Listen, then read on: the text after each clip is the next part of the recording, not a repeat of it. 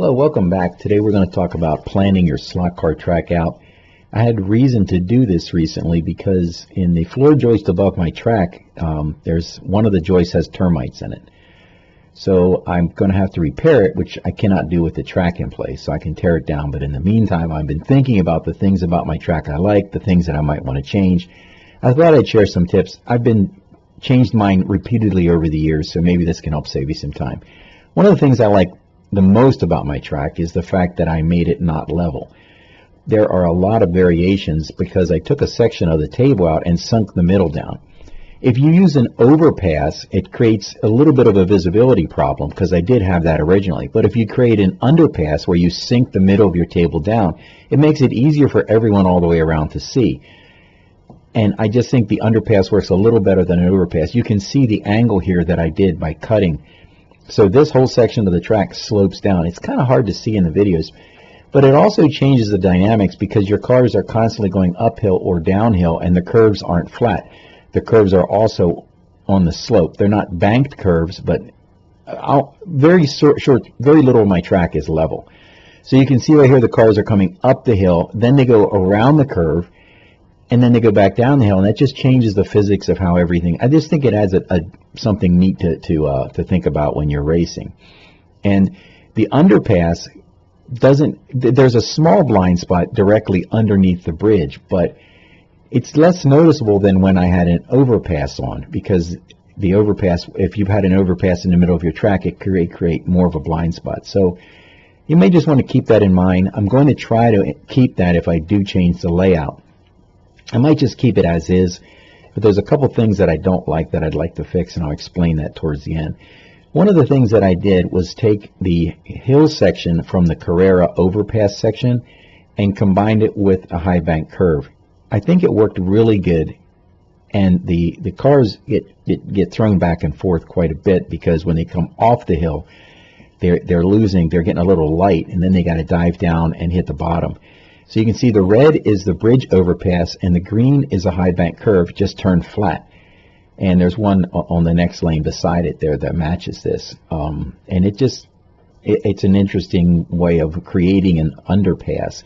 And it takes up a little bit less room because the actual bridge from Carrera takes up a lot of space.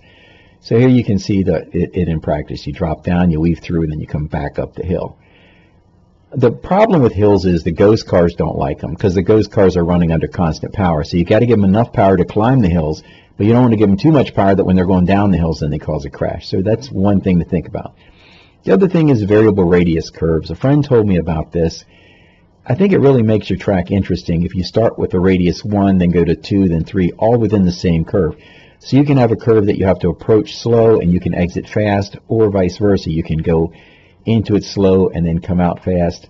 Most of the curves that I have are a mix of 1, 2, and 3. I think I have a total of 1 radius 4 curve in the whole track, perhaps. And I like having lots of lane changes, even though that creates dead spots within the track. The other thing that I like is we put kill switches all around the track. Every driver has a kill switch, which helps with ghost cars, and then we have lane gates so you can't crash. The other thing is if you have a smooth flow in transition. So my friend really helped me, give me some ideas on this. I have a technical area and a fast area, and they're not mixed together. There's like all of the tight curves are together, all the sweeping curves and the big monster killer straights are together. So you have an area where you're blasting along quite fast, and then the other half you have to slow down. You're going up and down hills around hairpin turns. Then you come out of that and you head into the fast area. So it makes a nice thing. Here's some things that I have to fix, and the big one is pit lane.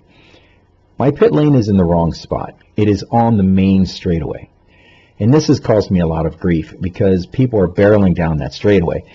The original Carrera pit lane changer is very sharp. If you hit it going too fast, your car will just tumble because it can't make the curve at the speed that it's going. So I added an extra level so you can go over even further. But as you can see that with my pit lane right here, this is the main straight, and the cars are flying down through here to, and also the merge creates a lot of problems. People will merge back into, and they're merging back into someone that's at full power. So this creates a problem. The other thing that you have with the pit lane on the straightaway is sometimes the flapper won't reset. So you go into the pits too fast, your car lifts up and doesn't reset the flapper. The guy coming behind you isn't intending on going into the pits, and he goes in anyhow. Sometimes that can cause, we had horrible crashes, cars tumbling and rolling down through there. So this is my pit lane. I added a lane change here so that people in the outer lane can get over to approach the pits. So no matter what lane you're in, you can get close to the pits. And that's kind of helpful also if you have a pace car, because pace cars, when you hit the pace button, they'll hit every lane changer until they find the pit stop. We used a pace car one time. We didn't really like it. But if you happen to use it, you need to have a lane changer going towards the pits at the last point. So this section right here is actually the digital chicane. So it is a slow transition that you can hit at full speed. So people that approach the pit lane fast can get over into the second lane using this switch right here. And that helps to stop some of the crazy wrecks that we used to have going down there when guys were just too fast getting over to the pits. And then last but not least, this is the standard pit lane change over there. And there's 2 lanes you can fuel up in. But yeah, so I put a slower transition to get people off the track, but it still causes a lot of problems because we're merging right into the fastest section. I got to put the pit lane in a slower section of the track, but I haven't figured out how to do that yet. The second problem that I'd like to correct is to give a little better access around the track.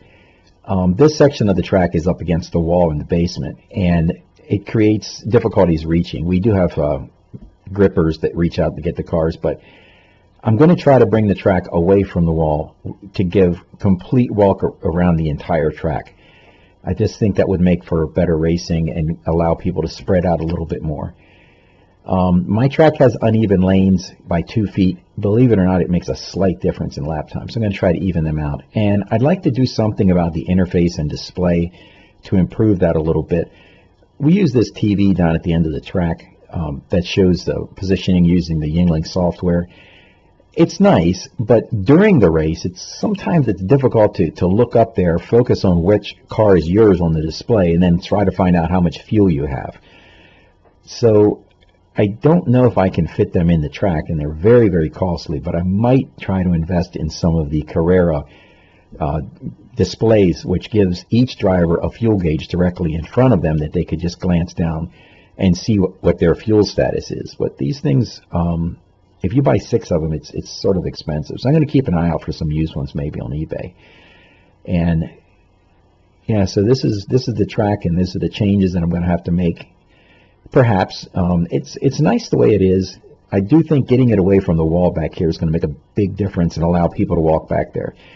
I did this video to just let you have some ideas of things that you might think about if you're going a slot car layout. You know, it helps to plan. Mine's been through about 6 versions. So, all right, everybody. Hopefully you'll have a good time with your hobby. Thanks for watching.